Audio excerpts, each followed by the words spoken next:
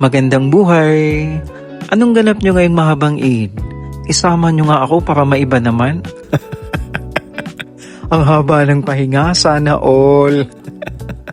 Sa awa ng Diyos, nakatulog ako bandang 1:00 ng madaling araw kanina at nagising ng 6:00 ng umaga.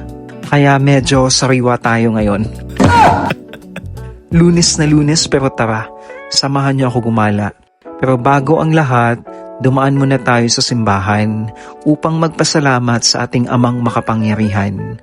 Pagkatapos, dumiretso ako sa Burjuman Mall para kumain.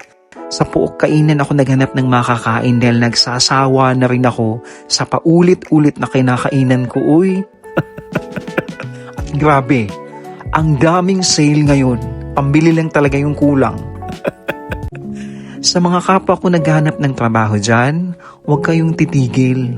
Pero minsan, matuto rin tayong magpahinga, lumabas, magliwaliw at tumawa. At patuloy na maniwalang isang araw, darating din ang oportunidad na para sa atin. Ako si Will na nagsasabing, huwag mong ubusin ang sarili mo sa kakaisip sa bukas. Dahil minsan, ang pahinga at pananampalataya ang nagbibigay lakas para mas tumagal ka sa laban ng buhay.